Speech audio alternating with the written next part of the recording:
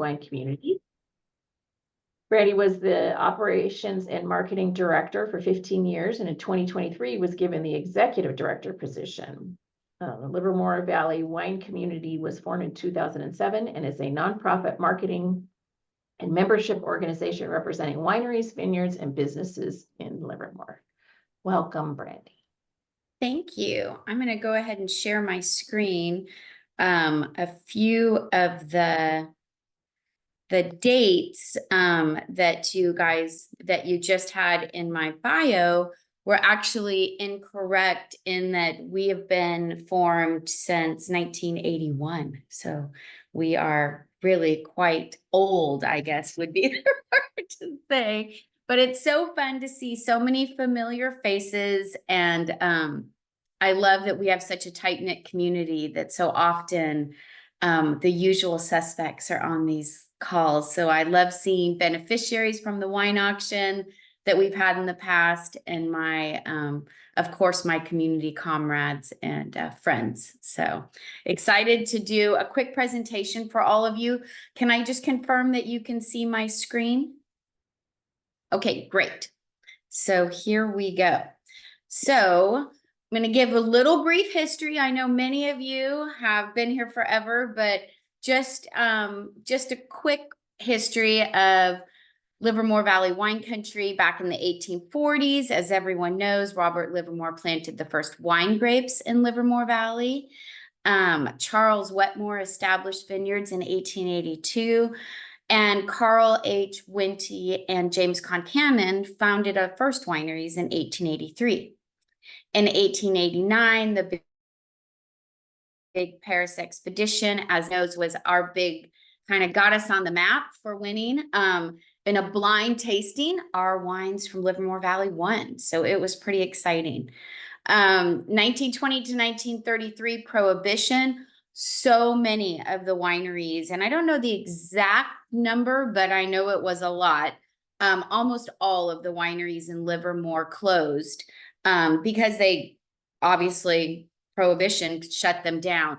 But we did have a few wineries that made sacramental wine. That's how they survived Prohibition, is making it for churches for communion. And then in 1936, the first ever variety labeled Chardonnay came from Winty Vineyards. And to date, over 85% of Chardonnay in California comes from the Winty clone. So we are still making our mark on the Chardonnay landscape of California. In 1961, Concannon, as many were the first ever to varietal label Petite Syrah. And then in 1981, the Wine Growers Association was formed as a kind of collaborative marketing association that would be able to market Livermore Valley as a region, not just our specific wineries of Winty and Concannon. In 1982, we formed the Livermore Valley Americulture area, our AVA, a lot of people will call it, which is probably more familiar to most of you. And you can see on this map of the Bay Area that it encompasses Dublin, parts of Danville, Pleasanton, Livermore, Sunol, parts of Castro Valley. So we are still, that is our current AVA, and we still have wineries in many of those cities. In 1993, we had 13 members of the Livermore Valley Wine Growers, which just seems crazy. And then in 2003, we jumped up to 25 as more and more people started to recognize just the terroir here, how the award-winning grapes were being grown here, and it became a much more popular place. In 2020, we did a rebranding and became the Livermore Valley Wine Community. A lot of this came from, we hired some people, a firm to come in, and they met with all of our stakeholders. All of our wineries met with them, and they asked specific questions, and what rose to the surface was community.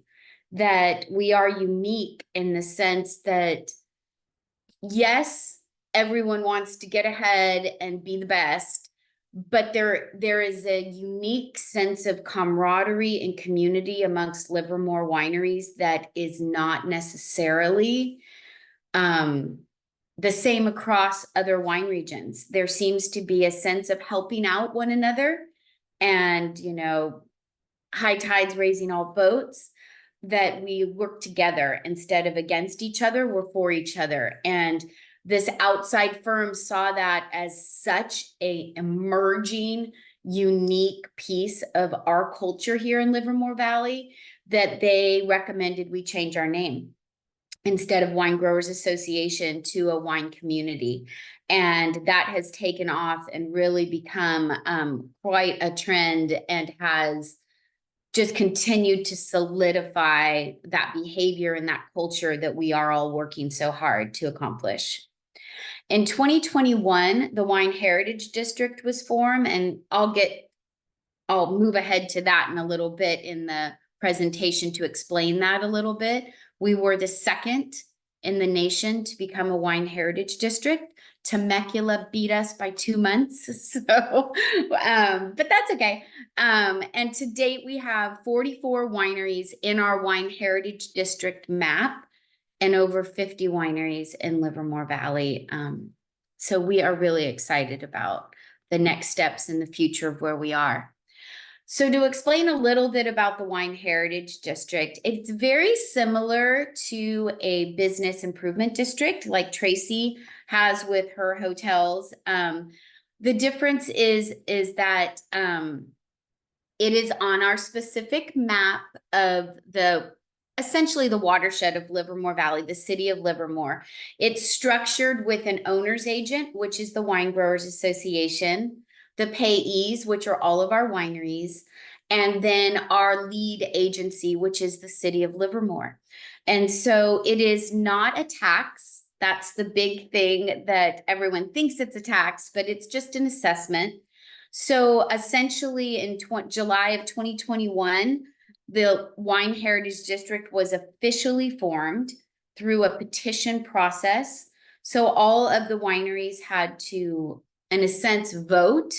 And we had to have over 51% in favor of it to move forward with the Wine Heritage District. What does that mean? So what it means is that the 44 assessed wineries, from Wente and Concannon, our big industry heavyweights, to our 100-case boutique wineries, all pay a 2% assessment on direct-to-consumer sales in the state of California. What is not included in the assessment is anything wholesale, but just direct to consumer. So if you go in and buy a really awesome Wente pullover when you're at the concert and the wind starts kicking up, then the 2% of that gets reported and paid to the city of Livermore as an assessment. And then at that point, they report that quarterly to the city of Livermore, and then that funds our management district plan. So we no longer are taking dues from our wineries. This is in lieu of their dues, so it's just the assessment. And I would say, to my knowledge, 99% of our wineries pass that along on their receipt to their consumer that comes into the winery. So that is something that has kind of eased some of the finances for our wineries as well. As many of you know and have read, I'm sure, and heard, the wine industry is really flat right now, and it is not super busy. So any way that our association and the city of Livermore can help boost that economics for our wineries, we are excited to do and committed to do. And so I know that the Wine Growers is a grateful partner with the city of Livermore for adopting this, for taking this on, and for managing it for us. The management district plan funding and focus is very specific. And as many of you already know, the Wine Heritage District is under the Brown Act. So we have a lot of stipulations and things that we need to make sure that we're doing to adhere to that and be compliant with that. With that said, we have in our management district plan, very specific places where that funding that we get from the Livermore, a city of Livermore, from the Wine Heritage District assessment can be spent. So I just wanted to give you a quick overview of that. Administration and operations is 15% of that budget that comes in. Professional development and education is 10%. What that is all of our training for our wineries. We do a lot of in-house training for hospitality, for making sure they're reporting sales tax correctly, making sure that they are up on all the ABC laws and what they're supposed to do. So all of that training and different things. We did a great program that was secret shoppers. So they came in and assessed each winery, and then we received reports and they got a score. And, you know, I met with each winery individually to give them their results. And we made plans, action plans for how to fix some of the challenges or problems that the secret shoppers found. And so it really changed the trajectory of our hospitality and the level of customer care and interaction and engagement that we have. So we're really grateful for those funds in that area of our budget. Advocacy and community relations is a great, I don't know, we wouldn't even be able to be open without this part of our budget. We do a lot with the state of California, with the Wine Institute, with COG, California Association of Wine Grape Growers. And community relations is our community partners. We work very closely with the city of Livermore, with Alameda County, with Visit Tri-Valley, Innovation Tri-Valley, the Downtown Association, our chambers. We are, you know, intricately webbed together and have really made huge strides in the last couple of years to make sure we're connected, we're working with each other, not against each other, in the sense of calendarizing things and making sure that we are supporting one another and working in the same direction. So that's been really exciting to have the funds to be able to do those things and be part of things and show up at things. So that's an exciting part of our budget as well. Quality enhancement and education is probably, I would say it's our top priority with the management district plan, even though it's not our top percentage, but it's our top priority because making quality wine is the cornerstone of everything we're doing. Making sure that the wine that's produced out of Livermore Valley is award-winning, is at the top of its class. And so we have partnered with Amtech Labs in Fremont, and they are now doing, they have couriers that do testing for us daily in harvest time and weekly and the rest of the year when it's not as busy for lab testing. And we've negotiated rates, and then we've also been able to subsidize that. So we pay 50% of the lab charges for every winery, up to $2,000 a year, to really encourage them to get things tested, to make sure they have all the right levels, to make sure there aren't any flaws in their wines. And so doing that and making sure that they're making the highest quality wines on that scientific level also just raises that bar. We were also able, I know many of you have seen it, but able to create a map of our vineyards. And we're now working on phase 2, which will show what's planted there and how it's, you know, all of the pH and everything going on in the soil. And so we are really excited to be able to do that, and are partnering with TVC and Luca and Julie Schreiber over at TVC to make sure that we have all the technical data to be able to be successful at that. Marketing and brand awareness, as all of you know, is the most expensive budget everywhere. It is crazy how much it costs to get your name and your brand out into the world. But we continue to have great partners. You know, I'd be remiss to not thank Tracy and her team, for they are constantly putting Wine Country at the top of their list for ways to advance us and promote our wine region. As many of you are as well. And so we are continuing to have a geo focus on the South Bay and Silicon Valley to make sure that they're not driving past Livermore to get to Napa. That is our goal.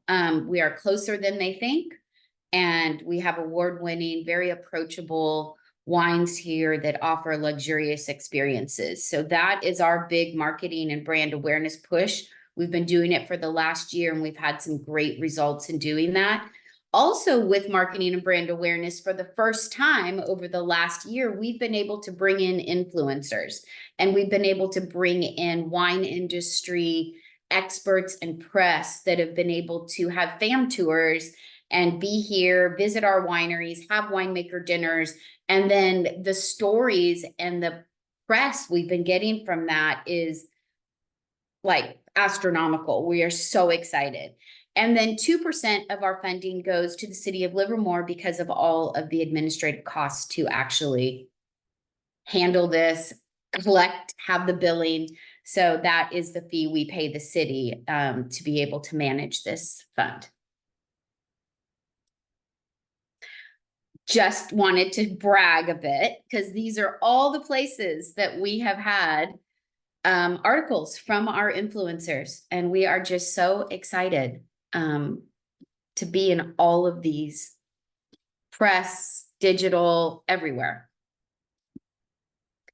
Our 2024 consumer events calendar has been out. We have Winery of the Week, which is super exciting, and this is one of our I just love these events. So every Wednesday night, a winery will stay open later, and just for industry, for consumers, for anybody who wants to have a little bit of wine on Wednesday to come out. And so here is the calendar. I know our next one coming up, I believe, is Charles R. tonight. So if you're free and want to go visit Charles R., I know they have some great stuff planned for tonight.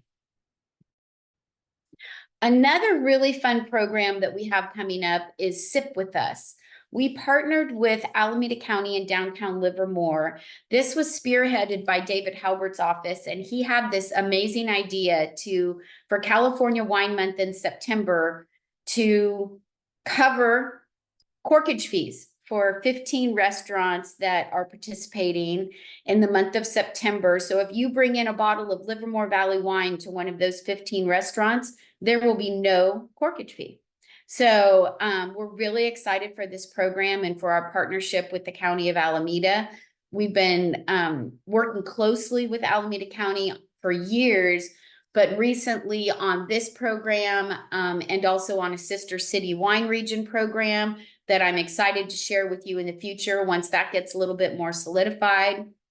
We did distribute posters to all of the downtown participating restaurants and around town. If you did not get a poster or flyer and you would like one, please let me know. We're happy to get some over to you if you would also like to advertise this amazing program. Another big thing coming up is Wine Making a Difference. I don't know if many of you have known this, but over the last 30 years, we have given away over $6 million to nonprofits in the East Bay. It is so exciting. This will be my 17th auction, and I am so excited to be part of the 30th anniversary. It's on October 5th, and this year we had so many applicants, we couldn't pick just 4. We always have 4 beneficiaries, but this year we have 6. So we chose Team Esteem, nonprofit that empowers students, parents, educators, and to address youth challenges and risks. It's such a cool program. I know so many of you have already been involved with Teen Esteem Plus.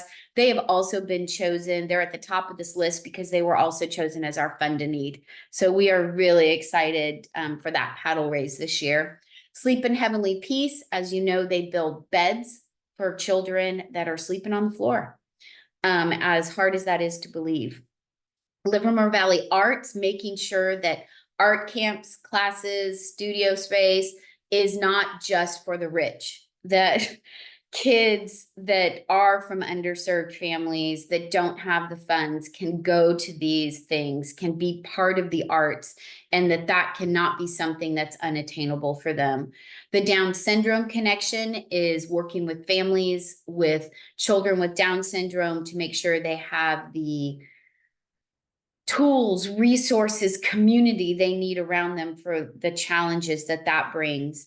Boys and Girls Club of Tracy, we have had them as a beneficiary in the past. We just think what they're doing over there is unbelievable, with their reading programs and just their after school care for students. A lot of people have called or asked me why we're choosing someone in Tracy. You would be surprised that over 60% of the kids that are enrolled in the Boys and Girls Club Tracy after school program, their parents work in Livermore. And so we wanted to support those Livermore families that are working here, even though they live in Tracy. So that is why we chose them. And then Agape Village's foster family agency. This is one of my favorite nonprofits. Essentially, think of all the foster kids who never get to be on the cheer squad, or never football team, or never get to play an instrument, or never get to have one-on-one counseling, or have someone even see if they're okay in their foster home. So this provides all of that. They make sure that those extracurricular activities have the funds. So if those kids have a heart and a passion to be on the football team, that they can afford the uniform and be able to be at practices. It also makes sure that there's a monthly visit every month inside their foster care home to make sure that they're being cared for properly. So we're really excited about these 6 beneficiaries. Ways that all of you guys can be involved is you can attend the event and support the local beneficiaries that are being highlighted that night. You can donate a certificate, gift basket, or experience to the silent auction. You can become a 2024 wine auction sponsor, which I know some of you already are. And more information, ticket, sponsor, and donation forms can all be found at the website for lvwfthefoundation.org. Last but not least, we would be remiss if we didn't tell you about our signature event of the whole year, which is Taste, the Livermore Valley Wine Experience, October 17th through the 20th. This is 4 days of food, fun, wine, amazing experiences that we hope you all are attending some part of. We have, oops, I skipped one. We have 15 teams that are partnering on Thursday night, October 17th, for our signature Taste Our Terroir, which is a food and wine competition. You get a bite of food and a sip of wine, and then you get to vote on your favorite red wine pairing or white wine pairing. We also have 3 very esteemed judges that are sequestered, that are tasting things, also giving out 3 other awards that are blind tasted, and it's our highlight of the year. So we hope that all of you will join us. We have elite tastings with all these weekend events throughout the whole weekend. I will say on Sunday, the Sips and Sourdough, I did this 2 years ago, and I still have my starter and making bread all the time. So that you get to go home with an 8-year-old starter that Debbie Cristiano and her family started. So it's pretty exciting. Tickets are going really fast. Our VIP tickets have already sold out for October, but we still have regular tickets and weekend tickets. So hope you guys will be able to join us. And with that, I'd love to answer any questions or any other information anybody would like to have. Right. Thank you, Brandi. You're welcome. I'm just going to jump in and say that Taste Our Terroir is a personal holiday for me. And if you all haven't experienced it yet, you need to go. Definitely Thursday night, but they've added so many great events throughout the weekend. And I mean, Brandi, you know, I'm a huge fan of what you guys do in general, but that event, keep it going. I'm so excited. Thank you so much. We love that event too. Nice testimony. I'd like to join Catherine's personal holiday. Anytime, Tracy. You know me and my market research. You know, it's an important part of the hospitality. We have to know what the flavors are so we can tell our guests. It's a tough part of the job, but we're up for it. I also just want to give Brandi and her team a shout out. Great presentation. I'm always trying to remember what year anything started in here. It just goes back. It goes way back.